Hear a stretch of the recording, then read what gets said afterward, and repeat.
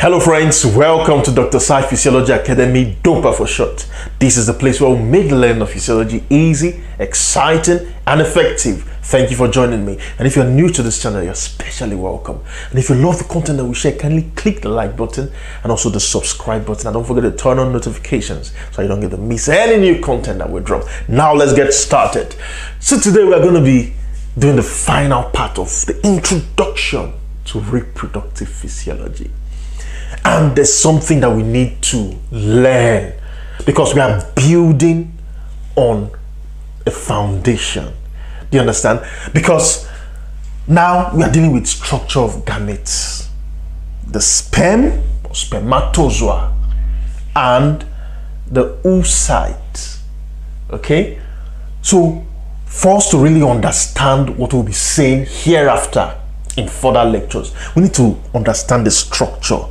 How? Because sometimes when you don't understand certain terms, when they are being used, that's the beginning of confusion. Okay, so understanding starts with understanding and knowing key terms, especially structural terms. Okay, so when you are talking of maybe acrosomal reaction during fertilization, you say, where is this one coming from? That's confusion for you. And part of the structure of the sperm is called acrosome. So it's good to know these parts and what they really do. So that's why we're doing the structure of the gamete. And you know the gamete is also known as what? The sex cell. Alright? Produced from the gonads, ovaries and testes. Alright, so let's start with the male gamete, which is the sperm. Now look very closely. It has a very interesting structure. It's almost looking like a lizard with tail or a tadpole. So the male sperm, it's very small. That in one ejaculate, a semen, one ejaculate comes out during ejaculation. The semen that comes out, you know, the sperm is located in the semen. We're going to learn all that. It has over 200 to 300 million sperms. Understand? So don't mind the size now. They are not the same size. This egg or ovum or oocyte, this is the relative size compared to it. That's why I drew this small one here. So you know how small the sperm is compared to. So the egg is far bigger. Alright? So this is the head. It has three major parts. The head, the mid piece, called the mid piece, and then the tail. Now look at this head very well. You're going to see certain things here. In this head, the head is the part that penetrates this oocyte during fertilization. But not everything goes inside. This is what is needed. So this is the nucleus that carries the genetic material. Okay? The chromosomes and everything, the DNA that will combine with the haploid DNA of the ovum to now make the zygote. So this is the nucleus. Right? This blue structure here. So during fertilization, this part is going to open, okay, this plasma membrane and all that, and then the nucleus will go in and do the work. Then there's this green place shaded here like this covering the nucleus. This is known as what? Acrosome. Remember I talked about acrosomal reaction during fertilization. You're going to learn it when we go further. So this acrosome contains a lot of enzymes. That's what is contained here. Digestive proteolytic enzymes. What is the function of this acrosome? The enzymes are there to digest and break down all this barrier. Okay? To pass through all this barrier. Where it wants to go is the nucleus of this. So it will break down all these cells, break them down, digest them. And so this is where all those enzymes, proteolytic, and that will break all those barriers during penetration when it wants to fertilize. So that is what is located here, just above the nucleus. Now you have the meat piece. Look at, looking very beautiful. So this meat piece, what it contains is mitochondria. All these red dots you're seeing here, okay? Mitochondria. And of course, you know what the mitochondria does, the powerhouse of the cell. You have a lot of mitochondria to release the energy, ATP, that is necessary for what? The movement of the tail. Have you ever seen a tadpole, the way a tadpole moves? Okay, moves like this to propel it. So the same thing, the sperm swims, okay, in order to meet the egg. And that swimming action, propellant action, comes from the whip-like movement of the tail. It's like a flagella, okay? So the power to move the tail like that very rapidly comes from this piece, the mitochondria. All right, so now this is the tail. The beginning part of it is called the principal piece. Principal piece. Then this end part is called the end piece of the tail. The principal piece of the tail. This beginning up to this point. Okay, so what the tail, I've explained it, is for movement. So it has a lot of what? Cytoskeleton. The cytoskeleton called microtubules. Okay, microtubules. The cytoskeleton that helps it to move. Okay, so that's that basic thing you need to know about the structure and the functions of the parts of this gamete, the sperm. Now let's go to the ovum, also known as the oocyte. Okay, the oocyte. Now look at how it's decorated. It's looking like a crown. No, sometimes we call it corona radiata. Corona radiata. No, anything corona. Remember coronavirus? Corona means like a crown. It's covered. So this is the egg, and this is, to this place is the plasma membrane. Okay, so here you have the cell membrane. Then here is the cytoplasm. The cytoplasm of the egg. Okay, then this is the nucleus. The nucleus. Then what are all this surrounding it? In fact, before you get to this, you see this place here. It's a very strong barrier. It's called zona pellucida. Zona pellucida. Okay, so the zona pellucida acts as a barrier, preventing entrance of different things that are unwanted. So it's only these enzymes in the acrosome that are powerful enough to break through all of it. It's like a shell. You understand? Eggs have shell. Shell, you know, eggs of means other. So this thing acts like a shell covering it. Okay, then on top of it, you also have other smaller cells. Look at them surrounding it. The first layer surrounding it, they are called granulosa cells. All these first layers are called granulosa cells. Okay, then on top of the granulosa cells, you now have what is called the theca cells. T-H-E-C-A, theca, which is divided into theca interna and theca externa. They have their functions. The functions of this, they're also called follicles. These granulosa cells, they're called follicular cells. Okay, follicular cells. They're all called follicular cells. Why? Remember, there's the hormone secreted from the anterior pituitary called FSH. follicle stimulating hormone. So these are the things it stimulates. It stimulates them to secrete the female sex hormones. So the female sex hormones that we're going to be talking about very soon, and afterwards when we talk about the female reproductive cycle, menstrual cycle, and all of that, they are secreted from these cells here.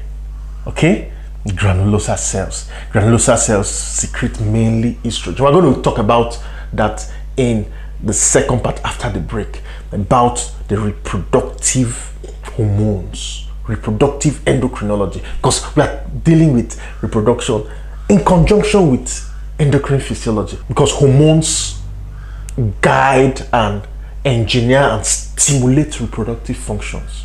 Okay, hormones stimulate reproductive function. So we can't talk about reproduction without talking about hormones. So after this break, we're going to be talking about reproductive hormones, male reproductive hormone, female reproductive, and what they do. All right, as the end of the foundation we are laying. So don't go anywhere after this break.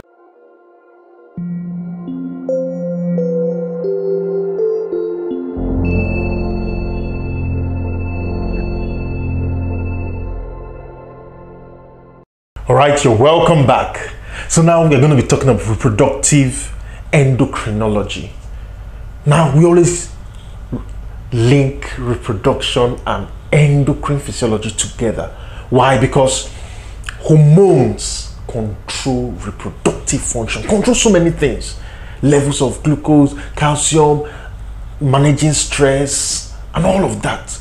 Managing growth. So many things hormones do. And part of the things that hormones do is to regulate and control reproductive functions. So without hormones, nothing. The reason why we can reproduce is because there are reproductive hormones. So that's why I want to touch on this very briefly. Now, concerning reproductive hormones, you know where it starts from. Right from the hypothalamus, the brain. Very important thing you should note, the brain is the major controller and regulator of reproduction.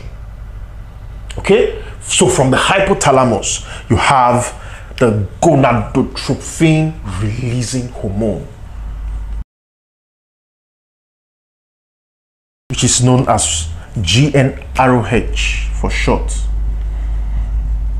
Okay, so this GnRH stimulates the anterior pituitary hormone to be secreted. So this GnRH stimulates the anterior pituitary gland, the gonadotropes to be more precise, to produce two hormones. So it produces what? FSH and LH. So whenever you're talking of reproductive hormones, these two are to know exactly what they do.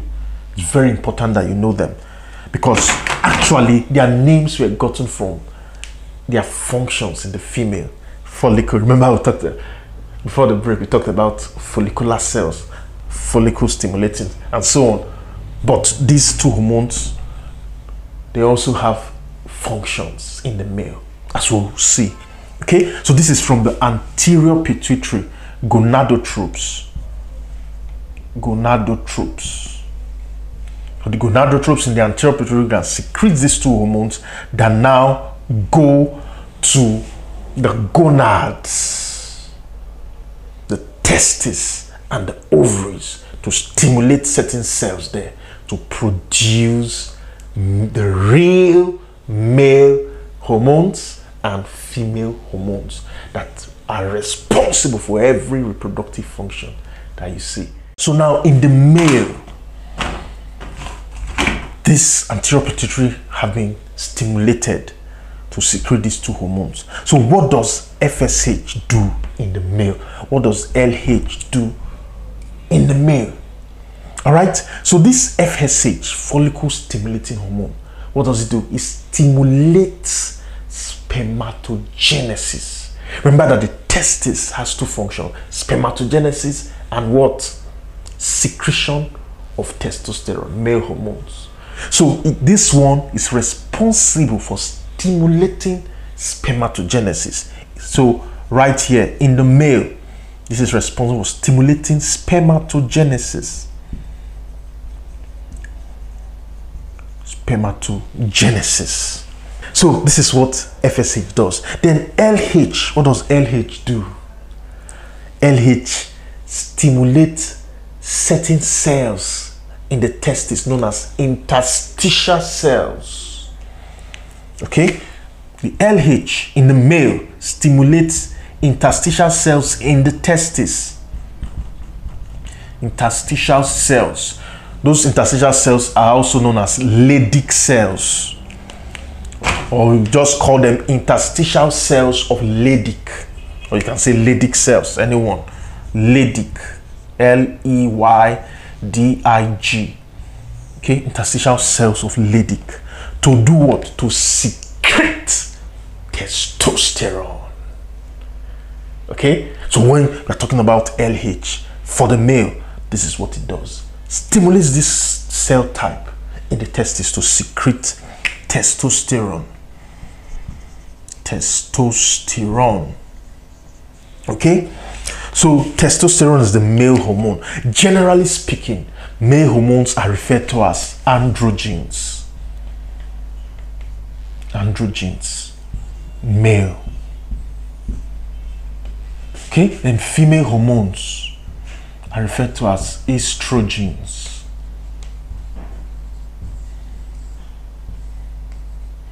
For the female. Okay, so these androgens, you have mainly testosterone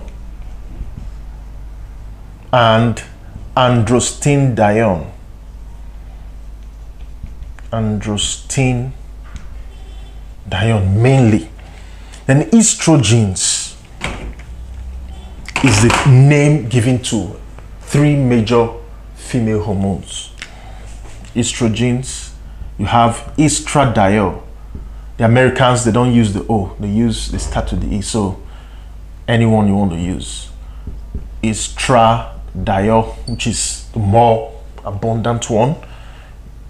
You have estrone, and you have estriol. Okay, that female estrogens. Then you also have progesterone. Apart from estrogen, you also have progesterone, very important female hormone, which is necessary to sustain pregnancy.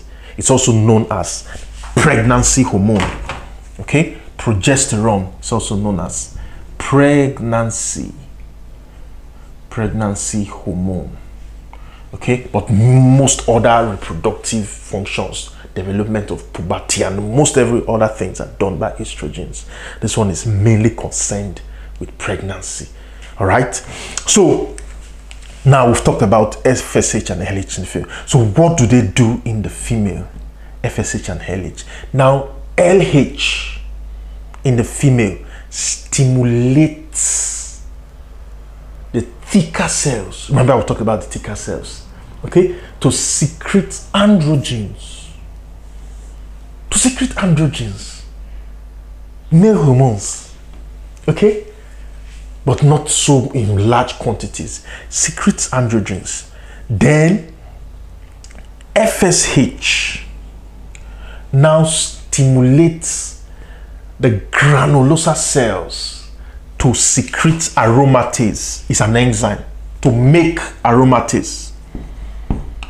Aromatase comes from the granulosa cells. Okay, this aromatase comes from granulosa cells, which now converts androgens secreted by the thicker cells into estrogens. You see that? So first of all, the LH stimulates the thicker cells to secrete androgens. Okay, LH. Then FSH stimulates the granulosa cells to make aromatase, which converts androgens into estrogens. I hope you understand. So that's what they do. They have other functions, but when we are dealing with the menstrual cycle, which is divided into ovarian cycle and uterine cycle, we're going to go deeper into how these two hormones are manipulated and how progesterone also comes into play, because this luteinizing got its name from its ability to now make the granulosa cells to start secreting progesterone in large quantity during the second half of the menstrual reproductive cycle. All right, so at this level, this is just basically what you need to know. All right, so see you in the next video.